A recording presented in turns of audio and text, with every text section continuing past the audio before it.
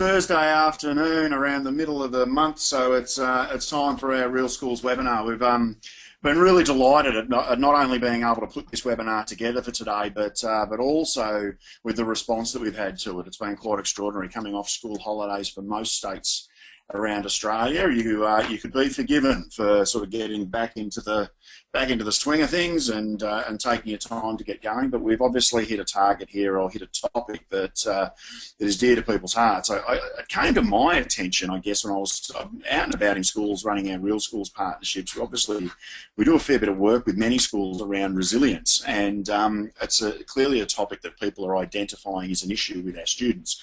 That resilience is a problem. That we're finding that we've got groups of kids who are less capable of bouncing back, are less capable of being able to pick themselves up and dust themselves off, less keen to demonstrate initiative and to be able to cope with some of the rigors of the school, the school program. And I had one conversation with the principal, who I will deliberately keep nameless, but provided me with some valuable feedback, who said, "Gee, I wish they had bounce back for adults."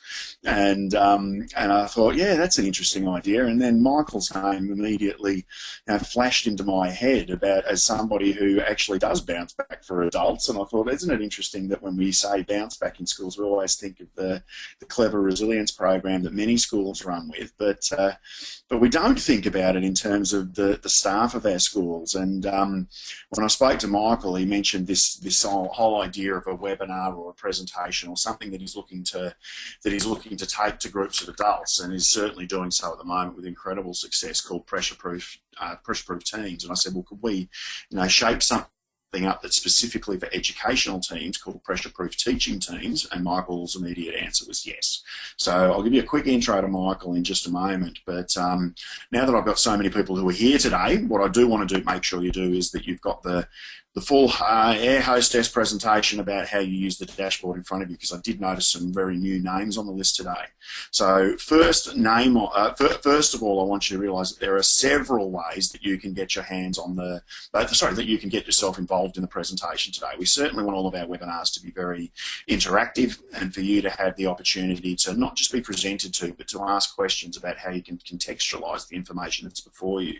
So one of the very first ways you can do that is to be able to put your hand up. If you look in your control panel, you will see that there's a little icon there with a hand, and if you put your hand up, you will be sending a signal to us, indeed to Michael once he takes over, that you have something you would like to either offer or ask at this point. And so we're going to keep a little eye on that, and if you use the hand up, that means that you've got something that you would like to get involved around. The next thing that you can do is you can use the question box. Now, the way we've been structuring our webinars is that we have our admin manager, Chris Annabrad, online today, and she does all the background stuff that makes today a very successful presentation. So if you go into the question box area, it's likely because you're having some sort of difficulty, or you're not quite sure how to use things, or perhaps audio's getting tricky on you, and Chris has got some wonderful suggestions to help you troubleshoot if that's the issue. Another way that we're going to have interaction today is around polls. So you'll see that you will be asking you a couple of questions through today, not only I guess just to find out what you think, but we also want to be able to tailor the presentation today so that we hit the mark for who you are and not just give you something generic.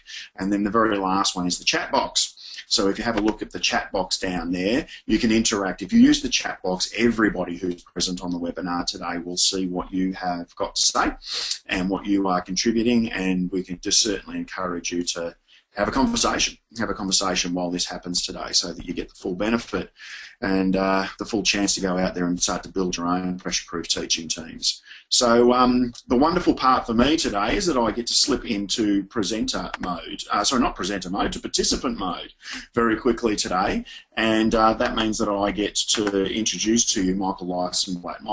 Michael runs Bounce Back Fast, and I'm sure he can tell you a lot more about that and how that can benefit you guys. But I've known Michael for a period of time now, and I do know that his expertise in this area of resilience, particularly around adults working and leading teams, is something that we could all learn a great deal about. So I'm going to get out of the way. Michael, how are you? Mate, really well today, thank you. Excellent. Well, we're really delighted to have you on board, mate. I'm going to mute myself now so that you can step onto centre stage, and really looking forward to the webinar, mate. Enjoy it, everybody. I'll be jumping in at the end to say a quick goodbye and let you know about our next one. But for now, we're over to Michael. Fantastic. Thank you, Adam. Welcome, everyone, to today's webinar on the pressure-proofing teaching teams approach, how to perform better under pressure. What we want to do today is go through a couple of really practical and useful ideas that you can apply right away, both for yourself and also for your teaching teams as well. Before I kick into all the details, I just want to make sure that you can see and hear everything in front of you. So we're just going to make sure you can do that. On your control panel on the right there's a hand button. If you can see the screen in front of you, which is a person talking in their hand near their mouth, another person with their hand near their ear, could you please raise your hand so that I know you can see the screen and you can hear me A-OK? Just raise your hand so I know that you can see that. That's great. Thank you, guys. There's a few of you do that right away. Brilliant. You can all hear and see me, which is always a good start before we kick off. I'm just going to place your hands down right now. Let's kick on. The first thing I want to know with this webinar is, who do we have here today? Because I know Adam has reached into quite a big area in the education field, from principals to leading teachers. I'd like to know who's here today. So, Adam, can we open the first poll? And right in front of you now, you'll see there is an option for you to pick who, I guess, are you a principal, assistant principal, are you a leading teacher, a teacher, an aspiring leader? Could you please click on which one it is? Your response is anonymous, so no one knows what you have clicked, and that way we can work out who is here today. And it's just a little bit of interaction so I can work out who's on the call. So we'll give you a few more seconds to do that. About 5, 4, 3, 2, and 1, and shortly Adam will wrap that up. And if we can see who we've got here. So today we've got probably about 20% principals, we've got about 25% assistant principals, another 20% about leading teachers, almost 30%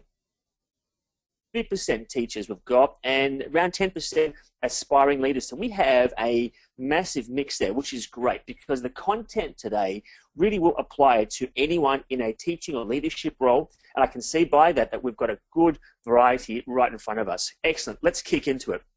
Now, at schools, there is a lot of work that is done, or a lot of availability of resilience for kids, but not a lot which is done for principals, leaders, and teachers. So today we want to focus on yourself as a educational professional, as a leader. How do you yourself turn the negative pressure into more energy and enthusiasm? How do you build resilience in your teaching team, in your leadership? What are you doing to actually make that more than just lip service to say, yes, it's an important thing? How do we practically do that so that teachers, leaders, can bounce back more from setbacks, challenges, and pressures, and actually perform at their best? Because I really believe that resilience is the currency of success in anything that you do. It's not so much about what you know, it's how well you can apply what you know when you are dealing with pressure, setbacks, challenges, difficulties, and obstacles. I'm exceptionally passionate about that, primarily because of my background. So for me, after finishing my psychology training, I actually became a practitioner in shiatsu, which, no, is not a dog. Shiatsu is actually like acupuncture, but without needles. And I had my own practice for 7 years, worked with about 4,000 people during that time, and learnt a lot about how pressure affects people in every aspect, how pressure affects a person's well-being, whether it's handled well or not well, how it affects productivity, communication, their relationships, every aspect. And that if you manage pressure well, it actually reflects positively in everything that you do.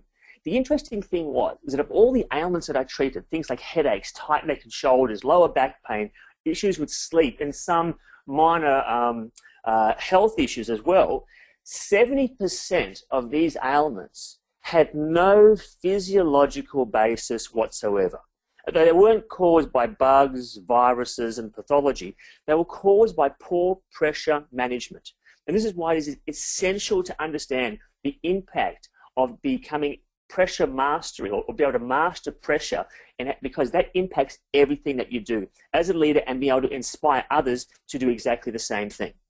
But what is happening now in the last probably 10 years is that the landscape of pressure is changing. The nature of pressure is changing. If we look at this, there are three factors that indicate the way in which we work. Is that the demand that we are under, that is the expectations that are on us and that we put on ourselves as well, our personal standards and also our workloads, etc.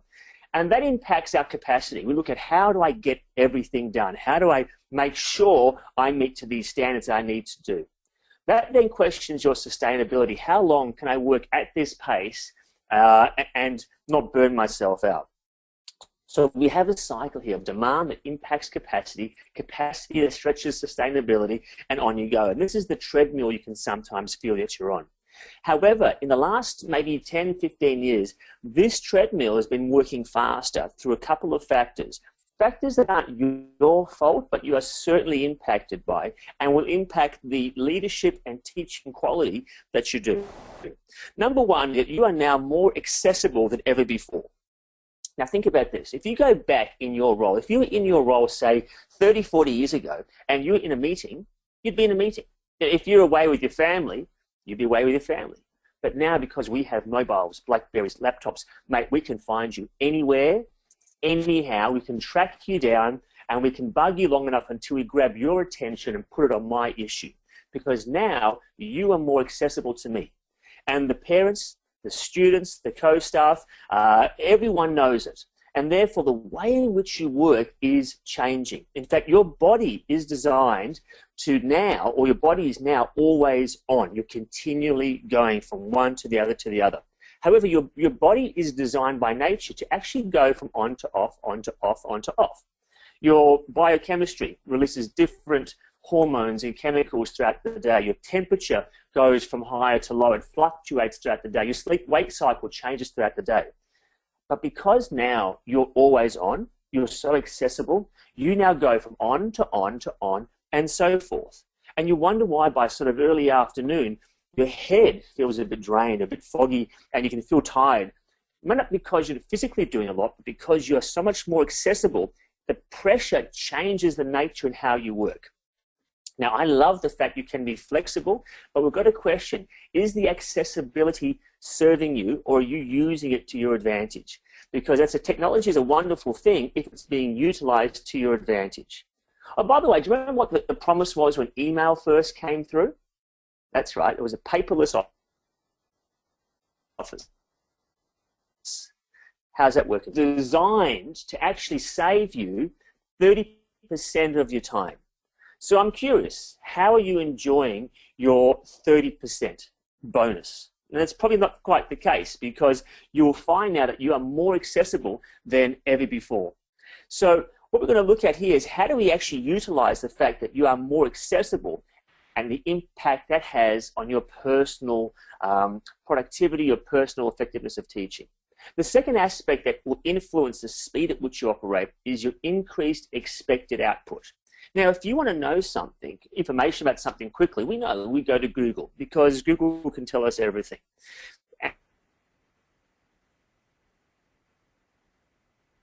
And therefore, we're living now at a time of immediate gratification. If I want food, I don't have to wait. I can get fast food. If I want music, I don't have to go down the store and buy it. I can download it. If I want money, if I can't afford something, I get credit. I'm living at a time of immediate gratification. The students you have at school now have always had the internet. They've always had mobile phones. That's been their world. They've always had the immediate gratification world around them. Now, you can judge that as being right or wrong. It doesn't matter. That's how the world is. The thing is, what that means is that people want more from you, and they're less patient to wait for the answer. As a result, you may find yourself in the traditional approach of how we handle pressure as being everything to everyone. And the danger with that is that it simply doesn't work with the rate and pace at which pressure is moving now. I'll give you a few examples. The average university graduate now, by the time they've finished their course, 20% of what they've learned has already started to be outdated. In 1985, the vinyl record industry was booming. It was a $26 billion industry.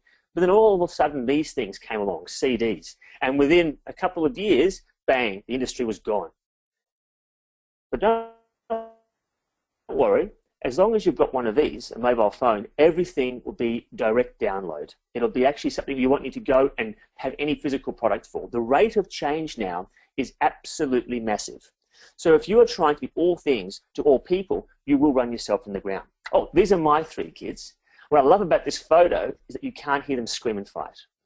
But seriously, when my kids hit the workforce, they're going to be going for jobs that haven't yet been invented, using technology that is yet to be innovated to solve problems that have yet to occur. The rate of change is massive. If you are trying to be everything to everyone, if that is your process of handling pressure, if that is your process of getting things done, then you will, not might, you will eventually experience burnout, whether it be physical, emotional, or otherwise. The way in which we handle pressure today needs to change. It cannot be the same. Finally, we also have a compromised lifestyle.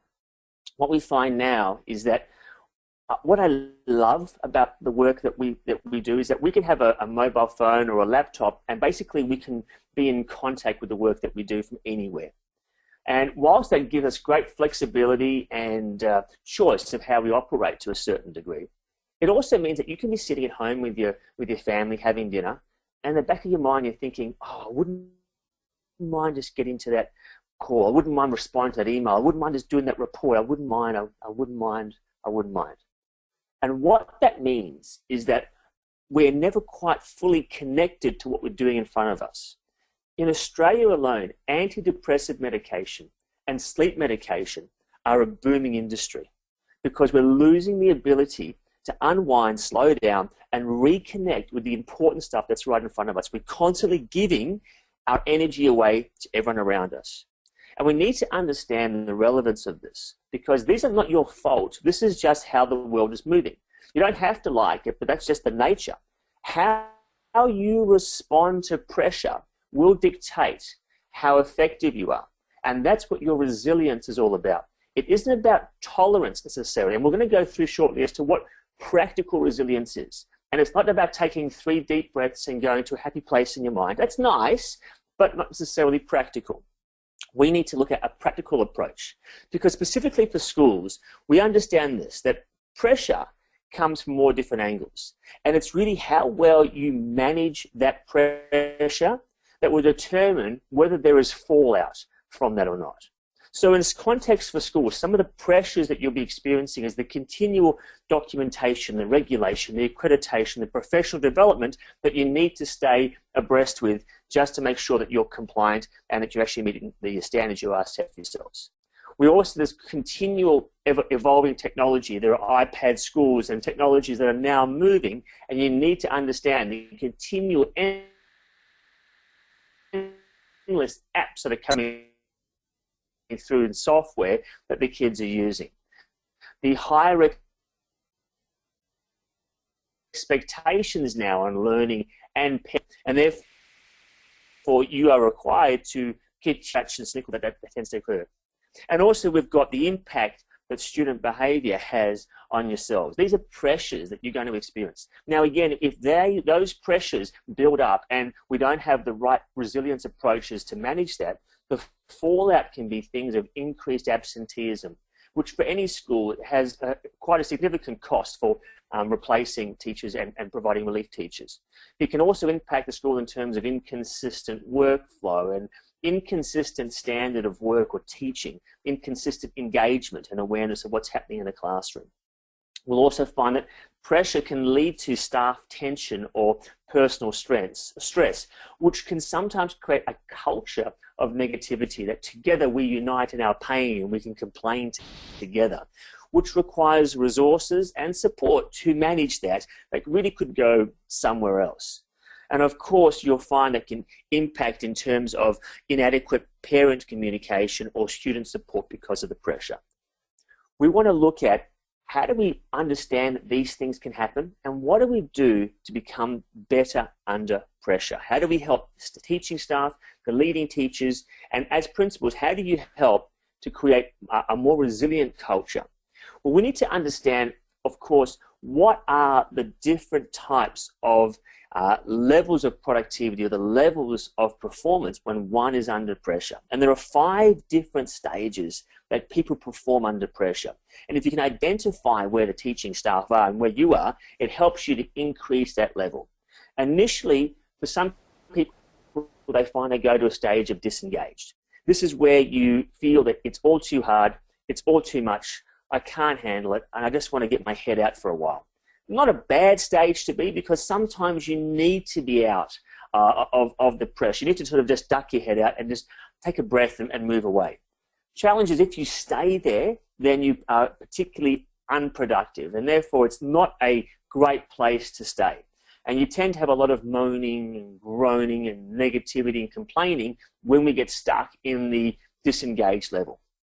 Some teachers who are there, they turn up and they kind of switch off. However, there's another, and what that looks like in terms of productivity is this low, consistent level of productivity.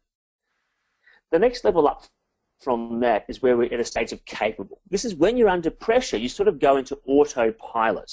And that is where you're doing what you need to do. You're ticking the boxes, you're fulfilling the requirements, but you're not necessarily going over and beyond that. You're not kicking any major goals, you're not setting any major standards, you're not really excelling anywhere. You're kind of going, I'm just doing what my job requires me to do. There's not a great sense of passion and ambition, it's just ticking the boxes. And it tends to be a mentality that if it's not within your realm, then it's not my job, then I don't have to do it.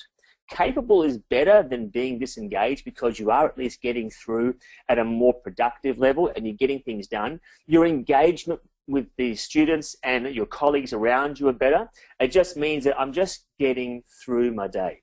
We can find that teachers who have been in their role for a while, who have lost the fire a bit, who have lost the enthusiasm and the passion and the desire to make a difference, tend to cruise in that capable zone. You can't fault them because they're doing everything right, but they're not really excelling any further. And what that looks like, again, it's just that one level higher than that disengaged. They're somewhat productive in what they do, but not necessarily anything major. In terms of their teaching, they're not being essentially creative in what they're doing either. Then we have the driven stage. Under pressure, those that are driven, head down, tail up, and they go. They are passionate and enthusiastic about their work. The language we tend to hear them say are things like, there's just not enough time to get everything done. I wish there was more time in my day. They talk in terms of feeling a bit stressed, a bit over, a bit kind of not overwhelmed, but I'm a bit burdened with all the things that I've got to do. But there is that drive and enthusiasm and that passion that comes through.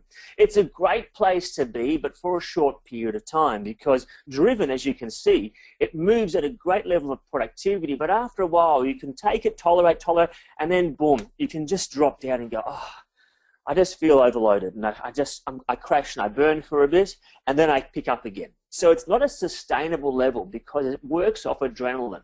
And adrenaline feels great. It's really seductive because it feels really good, but it's not a sustainable way of approaching things. But it is often a mode we find ourselves in when we're trying to get things done. A level above that, in terms of being more productive under pressure, is where you're effective. This is where you are driven, but you're doing it smarter. You're learning how to operate with systems and processes. You're leveraging yourself, and you are more efficient in how you execute the plans that you've got in place. You're understanding that you have to keep more balls in the air in terms of organizing and multitasking yourself, but you coordinate and you delegate and you systemize and you have processes that serve you, so that when you're operating and you're doing multiple things, when you've got accreditation at the same time as you've got reports, at the same time you've got parent-teacher interviews, you have got good systems and processes. And when you're having that confrontation or that conversation with a parent about student behavior, your communication is clear and concise, so that you've got an effective way of handling a multitude of pressures and stresses. What that looks like on a chart is at a higher level, you're consistently at a higher level of productivity over a period of time. The good thing about that effective level is that you do manage to have some sense of control over what you do. You are still waking, though, at 2 in the morning, thinking about all the stuff you have to do. You feel you never quite switch off. You're always somehow plugged into your work. You never quite have that time off. And then we look at the highest level of productivity. This is when, for those under pressure, they get to that inspirational level. And those people who are there, they're 10 times more effective than the disengaged, where the effective are 8 times more effective than disengaged. The inspirational people, you know them because they impact positively on those around them. They manage their emotions. They keep checking what's happening around them, and they turn up. And just by being around these people, you feel a sense of optimism and positivity. You feel a sense of camaraderie and support. They have a way of being that is very, for lack of a better term, very zen, very connected to the moment. They understand not to keep things out of proportion, and they have a sense of balance. And one of the key, I guess, differentiating factors between the effective and the inspirational is that the inspirational understands the value of detaching from the speed and the demand and the responsibility of their professional world and looking into their personal lives. And this is where true resilience kicks in, because it's not just about tolerance and toughening up. It also is about the ability to let go, slow down, and reconnect. And these are, in essence, 5 different stages of productivity based on your resilience ability. The inspirational looks more like this. At this high level, when it drops down, it recovers very quickly. My question is for you, where do you reckon you operate out of? What level do you see yourself mostly at out of all of those, between your disengaged, capable, driven, effective, and inspiration? So we're going to do a quick poll now, number 2. We're just going to ask you, what level do you think you're mostly at? Now, I understand that you're going to move between different stages, different levels, based on what's happening around you. I acknowledge that. But on average, where do you reckon you operate out of? So just click one of those, and we'll take a few moments, Adam, if we can, maybe give him a few more seconds to finish up. 5 seconds, 4, 3, 2, 1. And whenever you're ready, just to close up the poll, and we can see what sort of response we're getting there.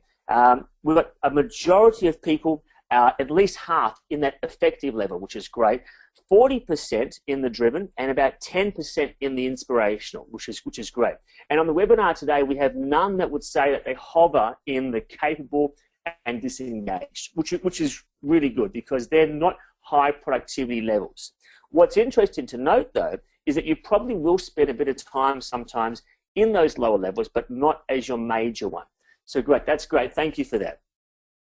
What we want to do now is look at the way in which we utilize that and make sure that you are still staying productive under pressure. So we want to build up the resilience within the teachers so that they can ascend between those levels. So that if you find a teacher is there in the capable level, or if you yourself go into capable, we want to basically have a specific structure as to what do we do to move up? What do we do to get to driven? What specifically do we do? And that's when we look at the essence of resilience. And if I had you in front of me in a face-to-face class, we'd have a discussion right now. We'd say, what is resilience, and how would you define it? And the typical responses we have is, well, it's your ability to bounce back. It's your ability to handle things and recover. Hence, that kind of elasticity. The aspect of how you recover and how you tolerate and do things. But resilience has a range of different qualities to you. And I'm just going to see first, we might have a couple of questions that we've got that are coming through.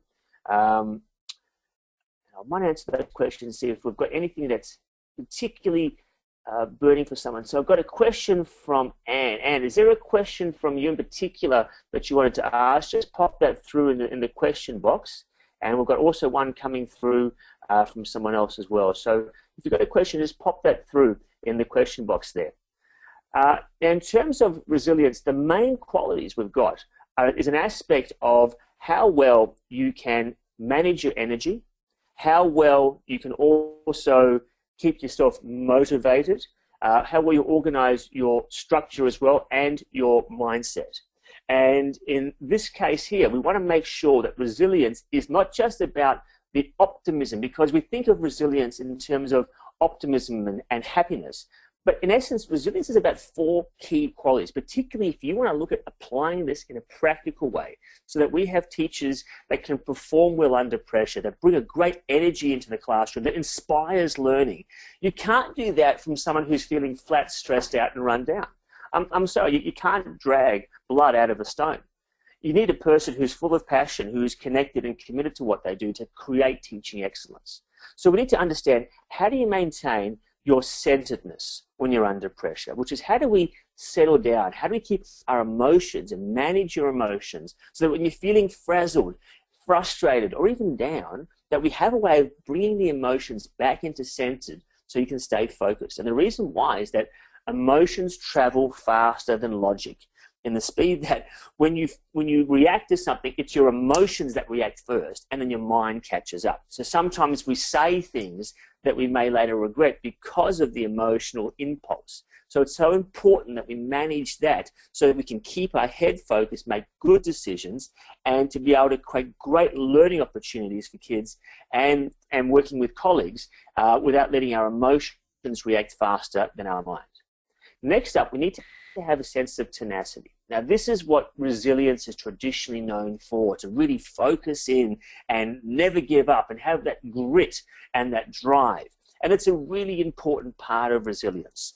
It's often one that is overly focused on and at the expense of others, but it's an essential one of how to make sure that you can actually maintain focus even when you don't feel like it. How do you make sure that you are persistent and you keep moving forward? Thirdly, we have an aspect here of adaptability. That is your ability to flow with change, to be solution focused. This is one that we often speak to, and I know I speak to my kids about endlessly. It's about, if you don't have the solution in front of you, find the solution. I want you to become the person who looks for solutions rather than describes problems. Adaptability is about looking at an issue and working out, if I had to run the show, if I was in charge, how would I fix this? Or if I've got to work with the tools that I've got, what do I need to do to solve this problem? So look at how adaptable can you be in your communication? How adaptable can you be in your time management, in your systems, in the way in which you operate?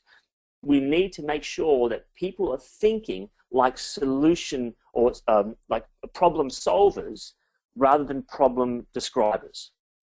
And finally, it's an aspect of recovery in how you fuel up, because pressure has an impact. And if you keep going at full tank and you just keep going, you will eventually burn out. And emotionally, you can find there are days that can have a stronger taxing impact than other days. And it's so important that teachers know how to acknowledge the emotional strain from a day and being able to unwind and let go and rejuvenate and refuel so that they can start each day with that passion renewed and that ability to come in with a smile, energy and enthusiasm and execute their plan for the day.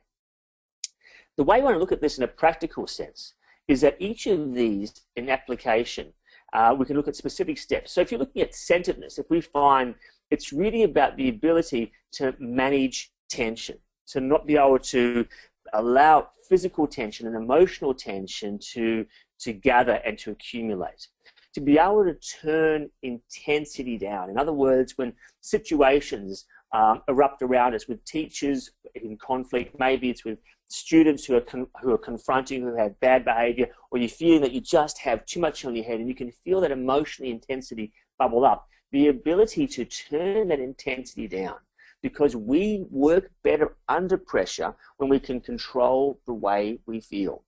And this is essential. It helps you think clearly and it helps you to make better decisions and to say things that you won't later regret.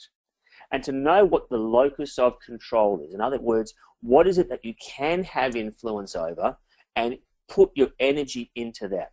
With my martial arts background, one of the major things that we were taught is to not spend time trying to fight people who are stronger than you using strength. He said you'll always be beaten by a stronger person. There's always someone out there who's stronger. So you need to combat strength with technique.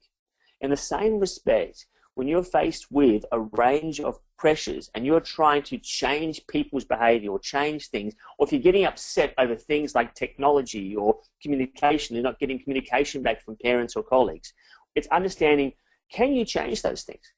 Do you have influence? Is that something you have control over? And if so, don't invest your energy into it, because your energy is your currency in your work. And make sure you invest it wisely. Your energy is your currency, so please invest it wisely. We also want to understand the aspect in terms of tenacity.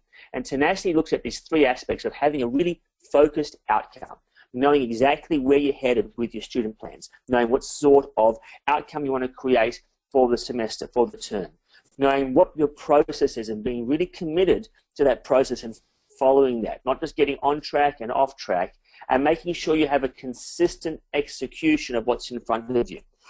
Understand this, that resilience is not something you have to teach. I'll say that again. Resilience is not something that you have to teach. It's much like breathing. You just do it naturally. It's something that you allow. What often happens is that we get in the way of our own resilience. We allow sometimes the pressure of things to smother the resilience. So therefore, we don't bounce back as well. And so these four aspects here, sensitiveness, tenacity, adaptability, and recovery, allow natural resilience to come out. It's sort of like the sun, and that the sun sometimes, the cloud cover doesn't allow it to come through. So that cloud cover sometimes is pressure, whether it be external or internal pressure, and therefore we haven't allowed that to come through. Now, for your adaptability, it's essential. If you want teachers to be more adaptable, or even yourself, you've got to be able to take feedback, because feedback is one of the greatest tools to improvement. Everything in life is about feedback. It's working out what works and what doesn't. Sometimes the ego stops you from taking good feedback because you're very busy trying to prove yourself right or prove yourself in a position of authority or whatever it may be. The moment you remove ego and take feedback, you become adaptable. One of the great things we learned in martial arts is the ability to flow with things that you can't control. And feedback of working about what you can't control is a very important one. Also having responsive resourcefulness. In other words, being proactive and working out where do I need to solve things and how can I quickly respond to being resourceful where I have issues and problems around me. The more you look at a situation as a problem, as a difficulty, as a stress, that's all you see, because you tend to see or you experience whatever it is you tend to see. If we expect to look at a situation and look at where the solutions are, we can be a lot more resourceful in how we actually solve them. And finally, having proactive communication. Nothing is more difficult than actually going through something, going through a pressure, going through tension, and keeping it all into yourself. We've got to be very proactive in how we communicate, both up and down the hierarchical chain within schools. Finally, the aspect here of recovery. One of the key things, and we tend to have this, one of the currencies of being productive and being a valuable team member is busyness. We often talk in terms of how are you going? Oh, I'm busy. Yeah, life is busy. Home is busy. Everything is busy. Great. Because busyness is kind of like the currency that I'm productive, that I'm doing something. And we often wear that busyness as like a badge of honor. The more busy you are, the more successful you are. And the more pity that we can have or empathy that we can have for you. But the reality is that busyness is a natural part of it. However, real long-term longevity in your career, or long-term success and longevity, comes with the ability to unwind your mind, to actually detach from busyness and to slow things down. We want to have multiple success currencies, that there are many ways that we win. If the only way in the world, in life, that you win is by actually having success at work, and if work or your teaching or your leading isn't going well, then your world around you feels like it's falling apart. So you need to have other ways that you feel that life is winning. You need to have success currencies in your personal life, in your relationships, in your health, and your well-being. Different ways that you measure success. And that helps you to manage that pressure so that when pressure builds in one area, you can keep the intensity down because you have other areas of your world that you are succeeding in.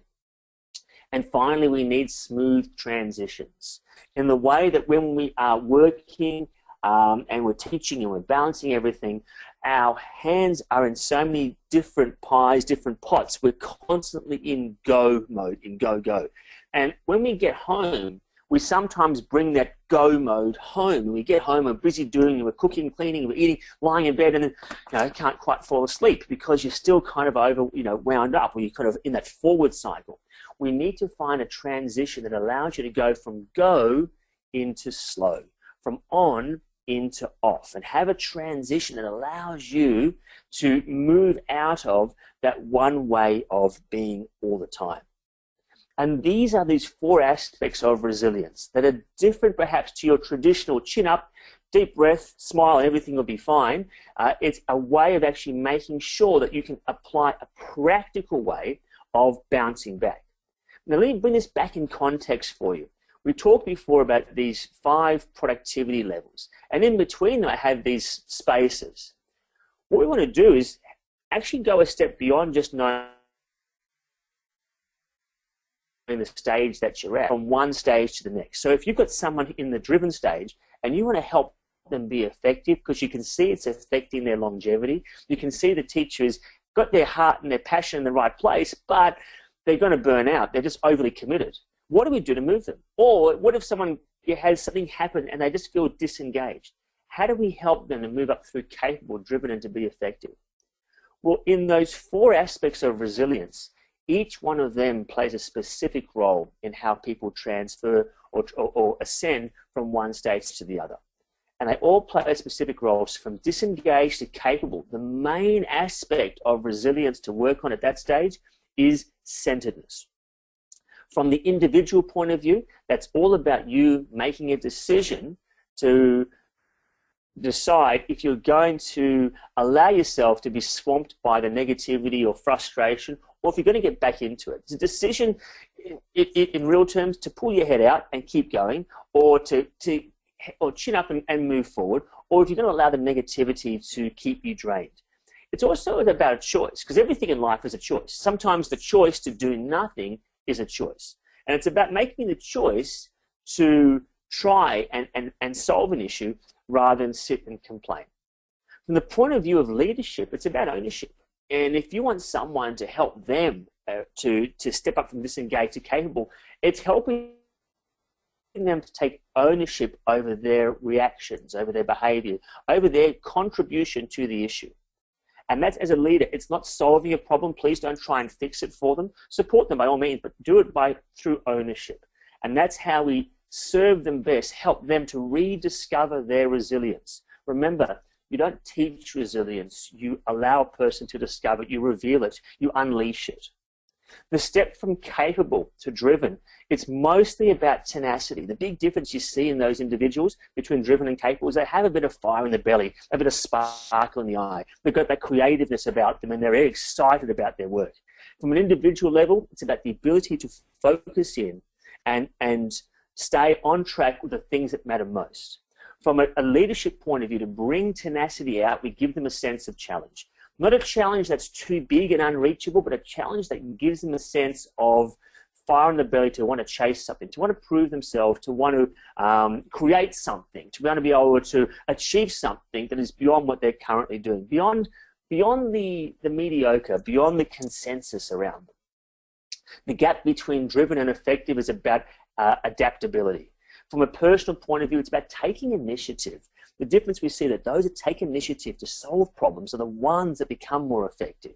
From a leadership point of view, it's helping people to be a bit more innovative in how they operate. It's empowering an individual to say, well, how do you want to solve this? What do we need to have in place to solve? And being a little bit creative, to think outside the box. Innovation is also about allowing a person to fail.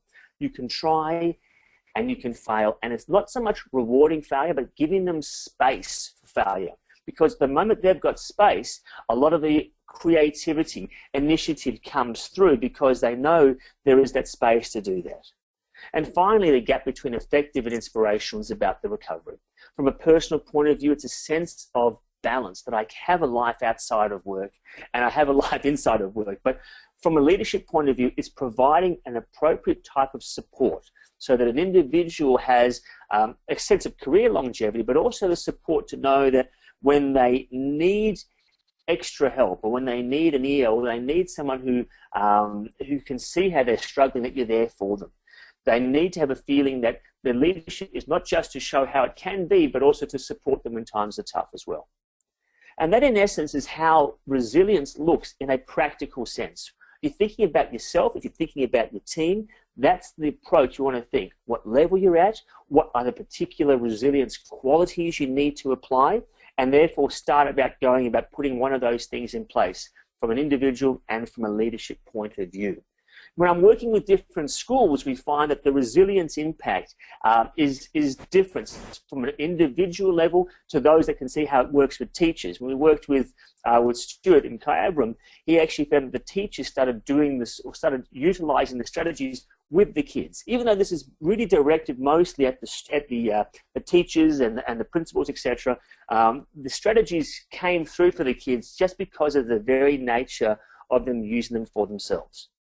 So the reality is, how are you going to do this? Because that's a lot of information in a short period of time. And the reality is that nothing actually happens without doing anything. It's the old saying that knowledge without action is like having no knowledge at all. So what are you going to do to start implementing this? And I don't expect you to take this and start working this yourself, because it can be a bit of a task.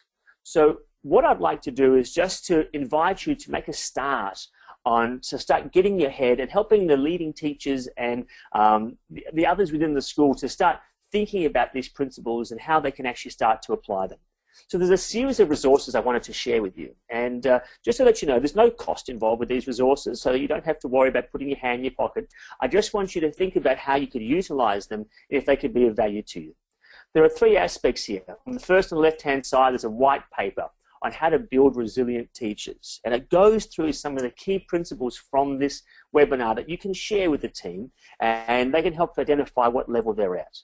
The one in the middle there is a self-diagnostic, which actually takes them through the 4 qualities of resilience, and there's a 20-question self-assessment to work out their strengths and areas that they could develop further in where their resilience abilities lie, and what are some tips to start increasing that. And on the right there are the 7 ways to prevent yourself becoming stressed out, overworked, and run down. This is an ebook that has a series of short tips and ideas to help yourself and the team start to put some of these principles in place right away. Again, there's no cost for these. If you'd like to receive them, we can email them out to each of you there. Simply in the question section, just type in the word report now and hit return, and that will register with our software, and we'll be able to email these out to you. And that way you can have them and start to make, again, start the conversations going. This is not an overnight process. You start the conversation going, and you help people to start taking one idea and massage them through. If this is something that you reckon would actually be useful, and you wanted to explore a bit further as to how this could be applied within the school, I'm more than happy to sit and chat with you. To arrange a time to do that, just visit the website, which is chatwithmichael.com, and there's no .au, just .com. We can schedule a time to talk, and again, what we do in that conversation is we look at the specific pressures that the teachers are under, we look at the specific resilience, I guess, abilities, and we work out exactly how we want to structure some sort of program that works well. Not all the programs that I run are face-to-face. Some of them are just purely online, so there's no downtime in terms of time away from teaching, etc. But most of them, there's a variety of them. We can do that. So again, you're welcome to have that chat. Just go to chatwithmichael.com, and happy to do that. Now, we've got a few questions that have come through, I can see. So I've got a question from Robin. Robin, I'm going to unmute you just to see if you have a microphone, we can chat. And if not, we'll just pop it through the question area. Let's have a look. Robin, can you hear me okay? Just want to see, Robin, if you've got your microphone on there. Can you hear me okay there? No. Sounds like not. Okay, no trouble. Robin, if you've got a question there, please just type that into the box and in the question box, and more than happy to answer that for you. So just checking down there if we have any other questions that have come through at this stage. None at this stage, that's fine. So look, that's what I wanted to share with you today. The way that we build up resilience is not about teaching it, it's about unleashing it, it's about releasing it and discovering it again. And we do so by working out what personal pressure pattern that we tend to have in those 5 different levels, and what specific resilience quality we need to work more on, and how to bring that out. So again, thank you for being here today. And Adam, are you on the line there with us now? I am, mate. I just want to also say a big thank you. Adam, I am, mate. Can you hear me again okay now? Loud and clear, buddy. Excellent. Well, look, mate, just on behalf of Real Schools and all of the educators who are here with us today, I just want to say a huge thank you. You know, it's been great for us to, you know, in schools sometimes, Michael, we struggle to sort of lift our head above the fence or look outside the bubble a little bit sometimes to find out what's out there outside of the education space that we can find out about. And so to find out that, you know, we've got people like you running programs that can help our staffs is just fantastic. So thank you so much for everything. I've written down things about unwinding your mind and positioning our people to take feedback. That whole idea of smooth transitions, boy, that resonated with me about, you know, going from 100 mile an hour to 0 far too fast. Even the martial arts things about getting centered and grounded, and, you know, the activity that can happen between those levels to be able to move people forward is something that I certainly know when I was doing the principal thing would have been very, very handy to me. I'm just going to finish off. I'm just checking, Michael. I think we might have had a couple of questions there, but I think they're more comments. If I sound a bit like Tony Jones from Q&A, sorry about that. But I think we've got mainly just people we've got so many people who've requested that report, so that's just fantastic. All right, look, we'll leave it there for today. Thank you so much again, Michael. Thank you, everyone who's registered and come along today. And we've got, actually, I should mention the next webinar. The next webinar that we've got for you is one directed at your teachers. So it's going to be all about restorative circles. So we're going to make sure you get the link to that in the next one. I've got so many people who want to run restorative circles, but they're not quite sure how. So the next one's going to be titled Restorative Circles, the what, how, when, and for how long of restorative circles, and how they can be used to. One of my big things about circles is to make sure that they serve the learning program in our schools rather than intrude upon them. And so that's a big focus of that 1 hour that we're going to run. We're going to change it from a Thursday to a Wednesday just for one month, just to see if that makes a difference. So that one will be run on Wednesday, the 19th of June. Okay, looking forward to seeing you all then. Thanks again, Michael. Thanks, everyone, and we'll see you next time. Bye for now.